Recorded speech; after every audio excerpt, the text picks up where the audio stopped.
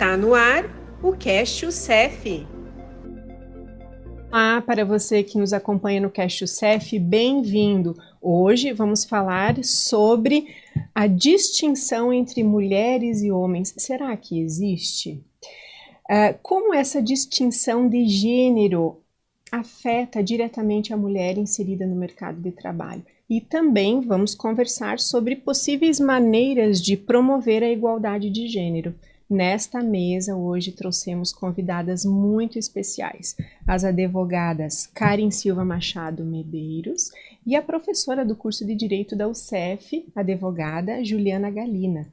Muito obrigada pela presença de vocês. Obrigada. Nossas convidadas hoje, então, nesta pauta, vão poder fornecer informações sobre as causas até do pagamento desigual entre homens ou mulheres, ou seja, onde que se estabelece essa desigualdade de gênero entre homens e mulheres. A igualdade de gênero é também uma questão de direitos humanos e também faz sentido no ponto de vista econômico. Quando as mulheres são tratadas de forma justa e igual no mercado de trabalho, consequentemente, isso corrobora, reflete lá no sistema econômico do país. Isso significa mais inovação, mais produtividade e, certamente, crescimento econômico. Vamos começar com a professora Juliana. Bem-vinda, Juliana. Obrigada. Eu que agradeço o convite. A distinção de gênero ainda afeta as mulheres no mercado de trabalho ou isso ainda fica tímido nos debates? Não, isso existe uma explicação até do ponto de vista de valores e cultural. Né? Se a gente voltar um pouquinho na história da humanidade, a gente vai perceber que o trabalho feminino ele sempre foi relacionado ao âmbito doméstico. Então a mulher era considerada uma própria propriedade que guarnecia a residência, o âmbito privado, enquanto o homem saía para trabalhar e buscar, né, o sustento do lar. E aí esta é a origem da própria desigualdade. Por quê? Porque a mulher que trabalha em casa, a mulher que está ligada ao trabalho doméstico, é um trabalho que não é valorizado, porque ele não tem um rendimento. E o homem sim, né? E para o capitalismo, aquilo que não produz valor não gera riquezas para a própria sociedade. Então, antropologicamente, como a mulher está vinculada ao âmbito privado, a criação da prole, e o homem saía até para caçar, para, né, a questão da virilidade, da agressividade que a gente vê hoje ainda nessas relações homens e mulher, né, relacionamentos abusivos, tóxicos. Então, o fato de a atividade feminina não ser valorizada desde o início, desde os primórdios, trouxe para a sociedade atual esses valores. E por isso que hoje, ainda, quando a mulher vai para o mercado de trabalho, exerce as mesmas funções que um homem, ela não tem a mesma valorização. Tá? Tudo ligado a esse âmbito privado e ao âmbito público. Ótimo, claro. A gente não para pensar nesse primórdio, né, da humanidade que estabeleceu essa regra, vamos dizer assim, entre homens e mulheres. E isso reflete significativamente, professora, no aspecto dessa desigualdade salarial, até oportunidades de carreira e promoção no mercado de trabalho, não é? Exato. E ainda hoje existem funções que são de mulheres e funções que são de homens, né? Nós estávamos falando aqui, o que seria a função do homem, né? A função do homem está ligada mais à iniciativa, ao potencial, à agressividade, à liderança, à tomada de decisões. E a característica feminina, também, desse ponto de vista antropológico, é a doçura, é a feminilidade, é o cuidado, a delicadeza. Então, para o mercado de trabalho, né, as funções exercidas pelos homens, né, teriam um destaque maior, e a mulher sempre ali. A própria questão dos cargos públicos, né, que a gente compara, qual é o acesso que a mulher tem aos cargos públicos? Qual é o acesso que a mulher tem a esses cargos de liderança, de chefia? Por essas características, né, que a gente acabou de mencionar, ela acaba sendo inferiorizada.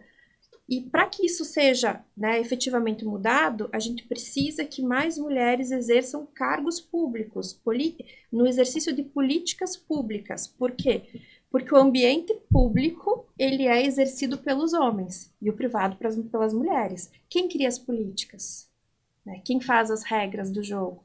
São os homens. Então, obviamente que essas regras têm por tendência beneficiar os homens.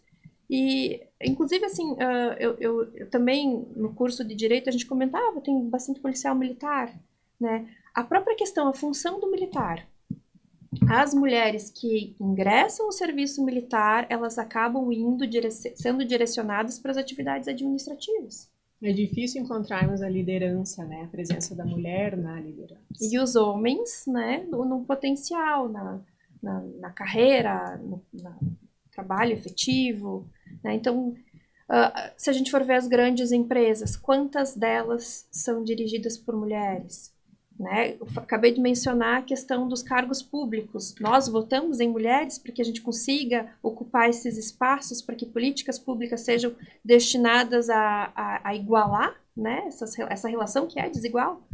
Né? A gente não, porque na hora do voto a própria mulher opta por votar em candidatos masculinos. E aí a gente já entra na seara de uma outra discussão, essa competição acirrada entre mulheres, não é? Professora Karen, gostaria de falar também? Obrigada, gostaria muito, adoro esse assunto.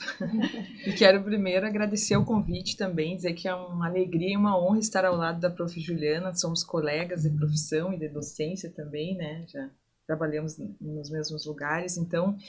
enquanto a Ju estava falando aqui, eu lembrei de uma notícia que eu vi no dia 7 de março, que um tribunal espanhol condenou um homem a pagar à ex-esposa 27 anos de salário por trabalho doméstico na Espanha, né? Aconteceu isso. E foi um valor bastante alto, deu em torno de R$1 milhão esse valor, porque a mulher ficou se dedicando a vida inteira, ou seja, 27 anos de casamento, apenas para o lar. E isso acontece muito. A mulher se dedica ainda nos dias de hoje, né? Ela se dedica, tem muitas que se dedicam só para o trabalho doméstico, outras trabalham fora e também trabalho doméstico, o que acaba também sobrecarregando muitas vezes, né? Por isso que a mulher se aposenta com um tempo menor, né, do que os homens, por essa razão. E o trabalho doméstico, ele não é valorizado, né? Por exemplo, se a gente for pagar uma lavanderia para lavar todas as roupas, uma cozinheira para fazer a comida, uma babá para cuidar dos filhos, né? Alguém que vai higienizar a casa. Então, se a gente for somar isso, quanto que vai dar, né? E a esposa ou a companheira que faz isso, ela não tem esse trabalho valorizado. Então, esse é um problema ainda que a gente enfrenta, né? E aí tem várias outras coisas. Por exemplo, tem algo que me provoca muito, assim, que me instiga, é a questão, aqui no Brasil a gente tem, a lei prevê, a Ju falou aqui da questão da mulher estar representada nos cargos políticos, né? Então, aqui a gente tem a previsão de 30% das candidaturas femininas. No México, a Constituição mexicana prevê 50% dos cargos que têm que ser ocupados por mulheres. Então, aqui o que a gente vê muitas vezes é que essa lei, na verdade, assim, ó, a lei determina 30% de gênero, tanto homem quanto mulher.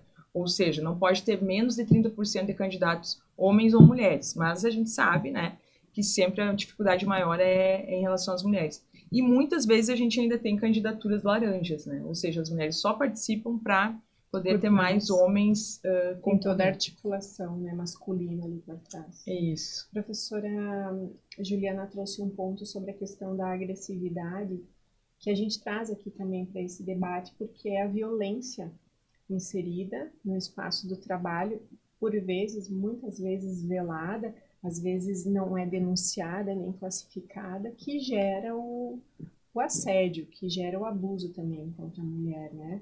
Infelizmente, ainda há muitos desafios para a mulher enfrentar nesses espaços onde acontece o assédio, né? Professora Kari, quais são os principais desafios que as mulheres enfrentam nessa pauta? O assédio. O assédio no ambiente de trabalho, o assédio no ambiente de trabalho, ele tem dois aspectos, né? E ele vai envolver duas esferas. Ele pode envolver tanto a esfera trabalhista quanto a esfera penal. Então, por exemplo, existe o assédio moral, né? Que daí ele engloba várias situações. Por exemplo, vamos aqui conceituar o que é o assédio moral no trabalho.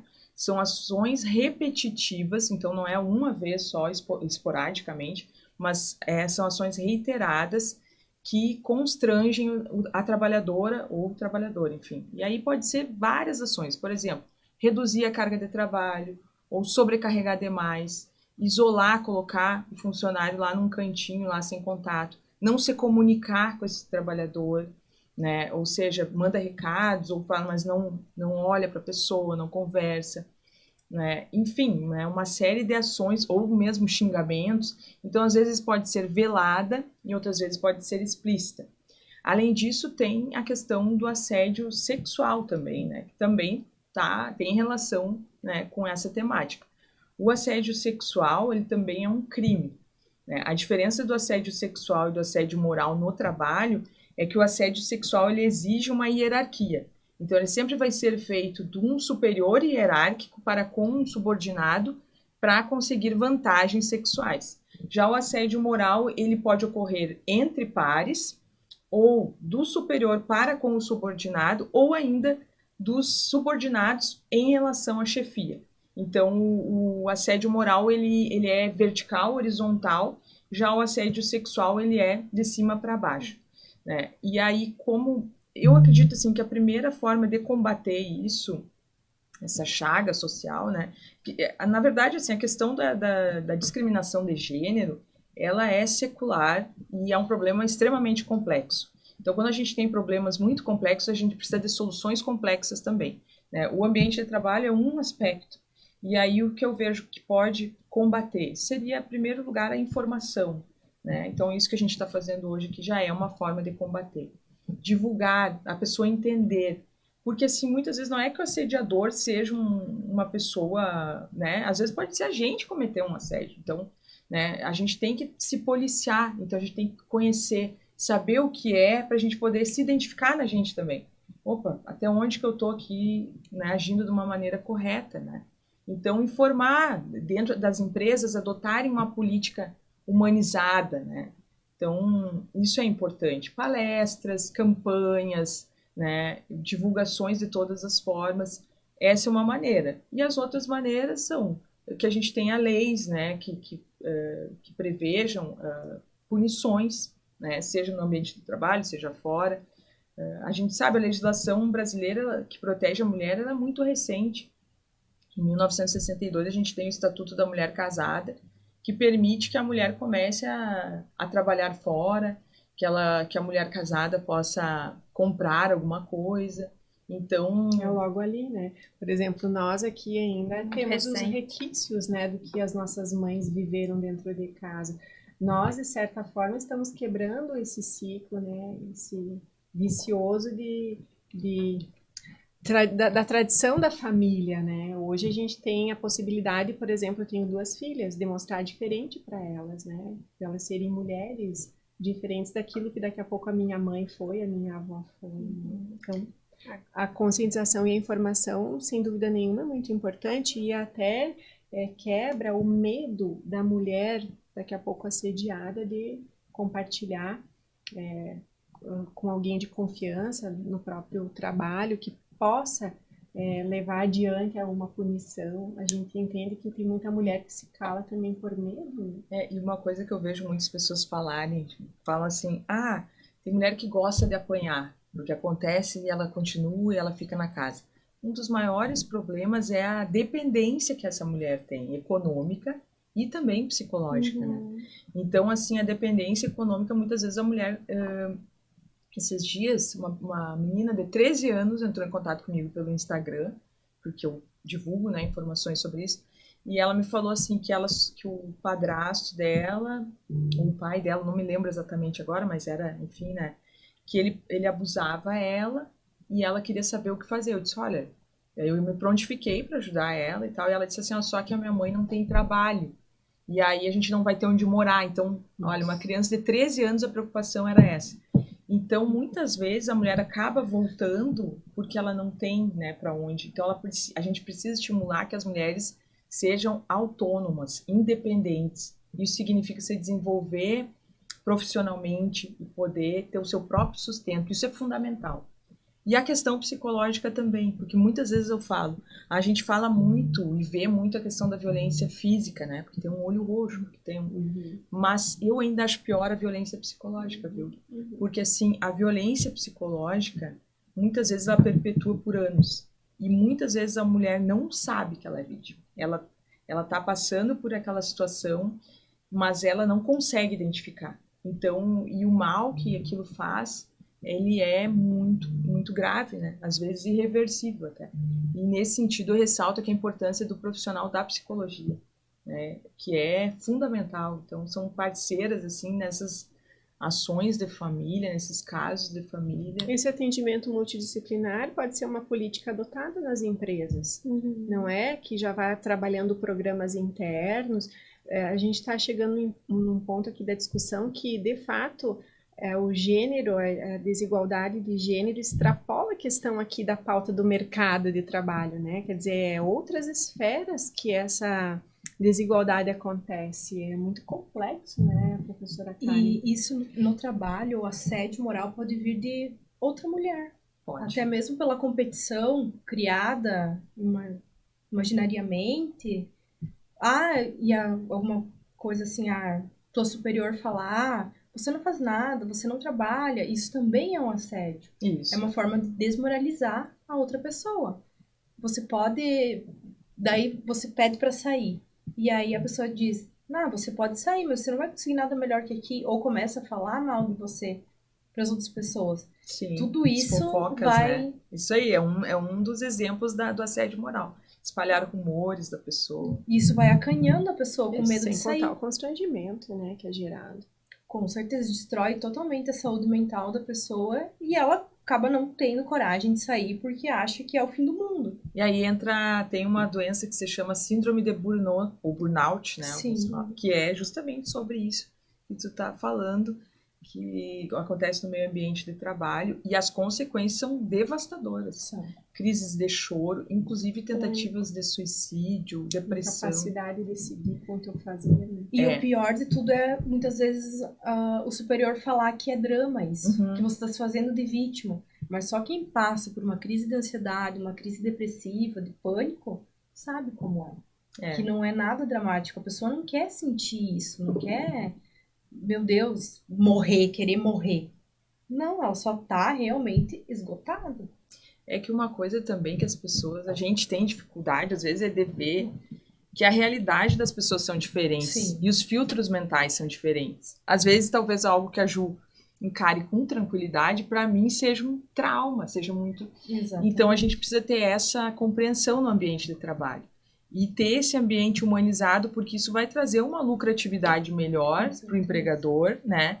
Vai trazer um trabalho mais bem feito, vai trazer um prazer, uma alegria de viver, e isso vai só se multiplicar, né? Porque vai afetar toda a equipe. Né? Vai refletir internamente, né? No fazer dessa mulher, sem contar a valorização profissional e o impacto que isso vai gerar nos resultados no dia a dia.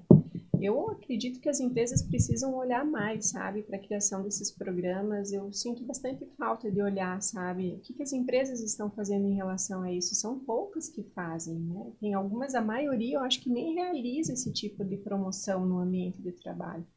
E penso que também a iniciativa pública poderia trazer programas, políticas que estimulassem isso e fossem referência até para o espaço privado, não é, professora Juliana? É, o que a gente mencionou, né? É a questão cultural de valores, que a mulher ainda ela tá no sentido discriminatório, olhada de forma discriminatória pela sociedade. Ainda existe essa relação de poder. E é uma hierarquia, uma subordinação, né? Por que a gente fala em violência no trabalho contra a mulher?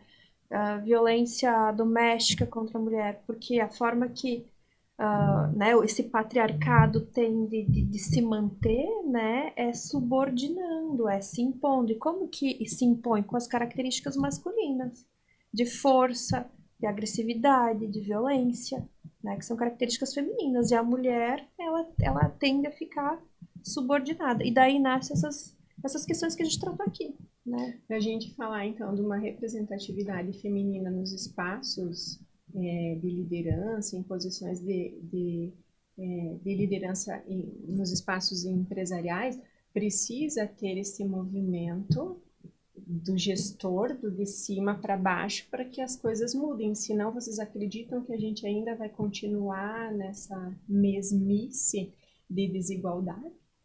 Provavelmente existe muito chão ainda para ser percorrido. Eu acredito que não é só a questão do âmbito privado. Eu acho que mais passa primeiro pela educação, a escolha, né, de bons representantes, essa nossa discussão de paridade nos cargos públicos, para que as pessoas que ocupem lugares públicos... porque eu vou fazer política para os meus interesses, então quanto mais mulheres a gente tiver ocupando esses espaços, melhor, né, vai ser a nossa representatividade e mais políticas públicas destinadas a diminuir essa desigualdade, porque como a gente falou, a mulher, né, ela tem que trabalhar, recebe menos salário, não basta, o homem só trabalha e traz dinheiro para casa e ainda recebe, né, salários maiores. A mulher não, ela trabalha, ela tem tripla jornada, né? Trabalha em 2, 3 empregos, cuida da educação dos filhos, do lar, né, as atividades domésticas, e isso acaba, né? A gente colocou ali refletindo no âmbito psicológico, porque por que existe esse peso, né? E é muito pesado hoje ser mulher. A gente está falando de um problema sério, pesado, pesa. E por que pesa? Porque existe uma relação desigual, né? E como a gente falou, cultural, antropológica. Para se igualar a isso, eu acredito assim que vão alguns séculos, educação nas escolas, educação nossa com os nossos filhos, o que a gente está fazendo aqui, né? Divulgando e principalmente com políticas públicas que, né, tendem a diminuir essa desigualdade entre homem e mulher. A mulher não pode se calar, precisa dar a opinião dela, falar o que ela está sentindo, o que está acontecendo. Eu acho importante a gente falar também sobre a maternidade da mulher que trabalha, porque eu já vi algumas coisas na internet, assim, vários depoimentos de mulheres que vão para entrevista de emprego e uma das primeiras perguntas é: mas você tem filhos? Você pretende ter filhos? Ah, mas e se o filho ficar doente, como é que você vai fazer? Ou quando volta da licença maternidade, você quer continuar mesmo aqui na empresa? Uhum. Olha o absurdo, né, de uma pergunta dessa. É o assédio. Muito bom. Eu estava ouvindo vocês e refletindo aqui. A questão pública, existem, né, por exemplo, a Constituição Federal, que eu até trouxe uma aqui para... Eu sou professora de Direito Constitucional, gosto de trazer minha base. Então, a Constituição, ela estabelece no artigo 7º, que traz o contrato mínimo de trabalho, né, que está dentro dos direitos fundamentais, que, como tu bem falaste no início do podcast, está dentro dos direitos humanos, né, então, direitos humanos, direitos fundamentais, que é o que está na Constituição, prevê a proibição de discriminação no momento de contratar por gênero, por sexo, por idade, por várias questões, não pode discriminar por a pessoa ter alguma deficiência física ou mental também, enfim, né, claro que tudo dentro da razoabilidade. Além disso, a gente tem a CLT também, Consolidação das Leis Trabalhistas, que tem um capítulo específico de proteção ao mercado de trabalho da mulher. A gente tem outras leis esparsas, por exemplo, tem a Lei 9.029, que proíbe a dispensa do trabalhador por motivo discriminatório, né? Inclusive dá ensejo a esse trabalhador receber uma indenização. Ele pode ser reintegrado e receber todos os salários do período que ele ficou afastado, corrigido monetariamente, né? Ou optar por esse valor em dobro, ele não volta a trabalhar, mas recebe esse valor em dobro como se fosse uma multa, né?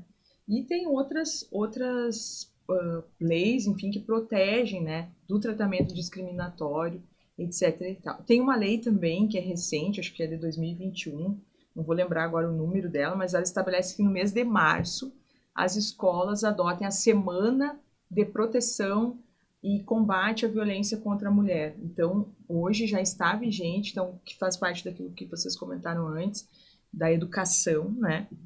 Então, e além disso, havendo algum tipo de infração às regras trabalhistas, é possível fazer denúncia para o Ministério do Trabalho e Emprego, para os auditores fiscais do trabalho.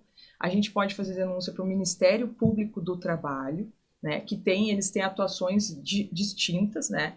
O auditor fiscal do trabalho, ele faz parte do executivo, então do Poder Executivo, Já o Ministério Público, ele está fora, a gente tem o Executivo, Legislativo e Judiciário, cada um com suas funções.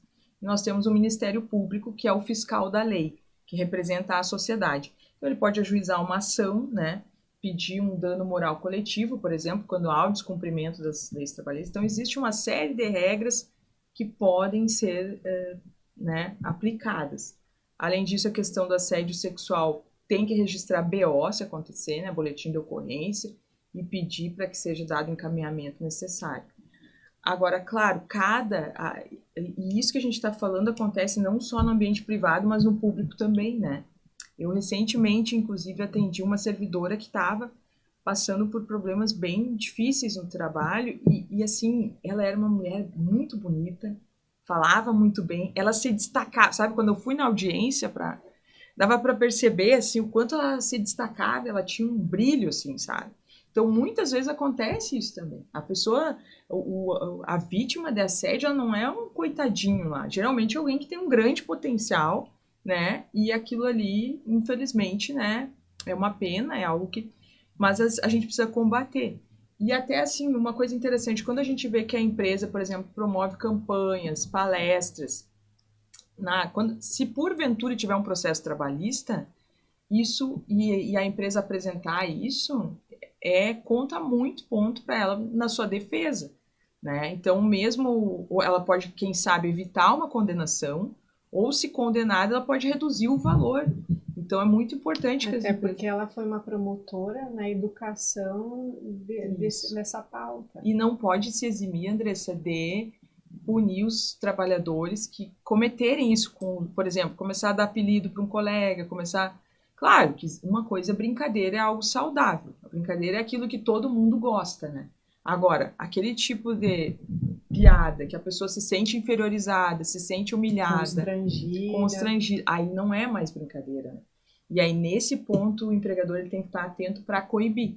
Então, dar uma advertência, né? Conversar, dar uma suspensão, e se a coisa não resolver, tem que tomar uma medida mais drástica. Essa questão de ação trabalhista, você acha que realmente interfere na contratação?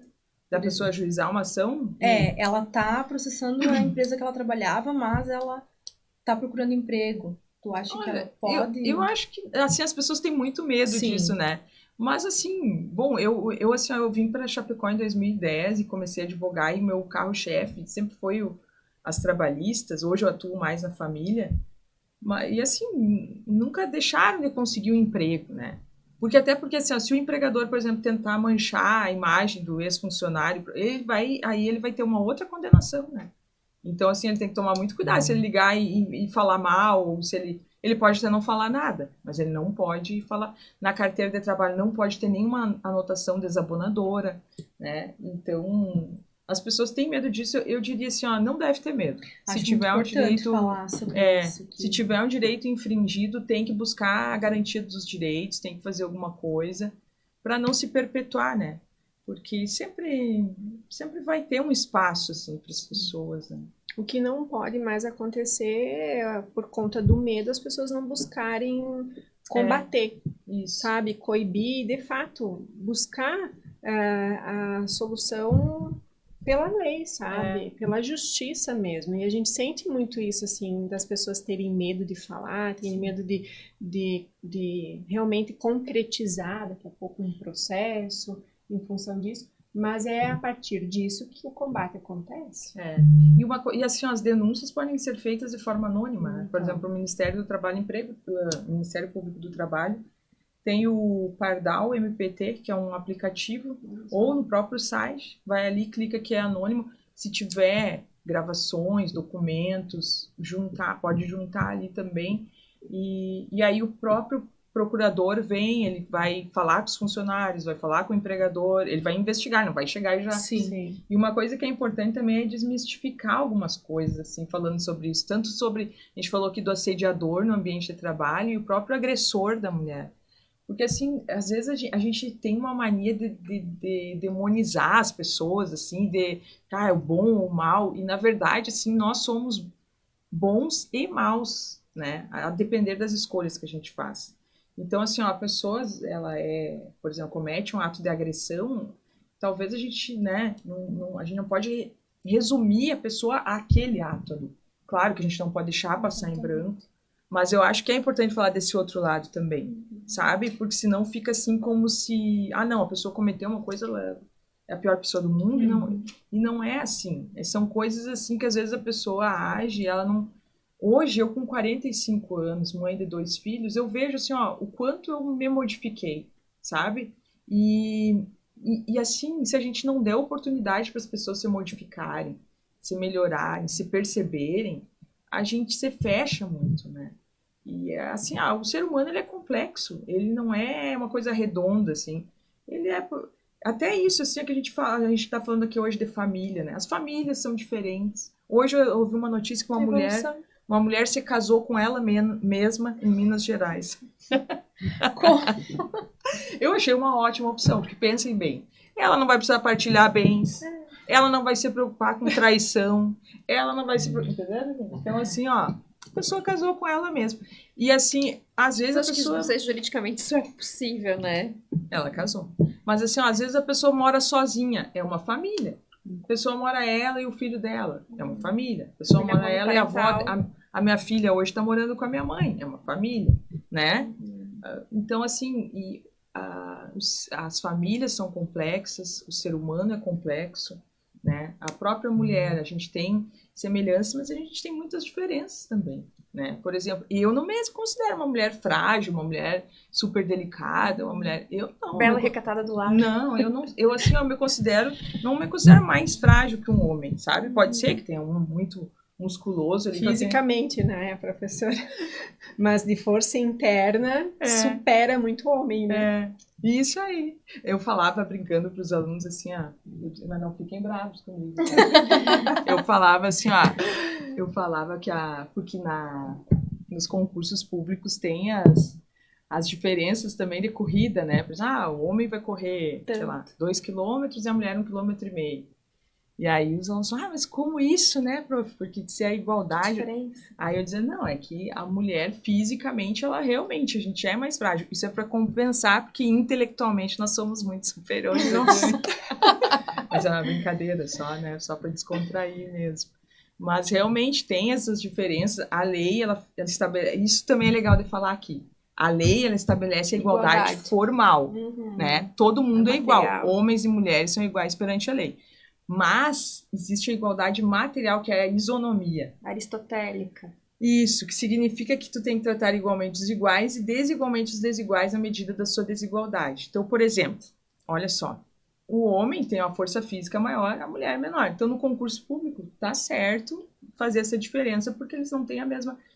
A pessoa cadeirante, ela não vai ter a mesma condição de uma pessoa que não é cadeirante. Então tem que ter a microempresa, pequena empresa, ela tem vantagens fiscais e tributárias que a grande empresa não tem também. Então quando a gente fala de cotas, né, ações afirmativas, é isso, são essas leis que vêm e protegem ali um grupo social para trazer o equilíbrio, porque daí tem gente que diz, isso é um absurdo, porque isso fere igualdade. Privilegiando alguém. E esse equilíbrio responde à igualdade. Tem até aquele desenho, não sei se vocês viram, da maçã, né? Isso. Que tem a árvore com a maçã. Daí tem pessoas com diferentes alturas. Daí, por que aquele bem baixinho tem que ter uma caixa embaixo para alcançar a maçã? Porque o alto consegue erguer a mão e alcançar, apanhar a fruta. Mas aquele que tem um tamanho menor, será que se ele erguer a mão, ele vai conseguir apanhar o fruto? Não. Então ele precisa do quê? De uma caixa embaixo que dê o suporte para ele subir e pegar. Isso é igualdade material que a gente está falando aqui. Porque às vezes as pessoas não compreendem cotas, ações, e é isso. Mas por que tu estabelece aquela... O que é a cota, né? A cota é uma ação afirmativa, que é uma política pública adotada para combater uma situação de desigualdade. Mas com base no que... Não é em achismo, é com base em dados. Então verifica, as mulheres estão sofrendo que tal situação, então tem que fazer uma lei aqui para proteger.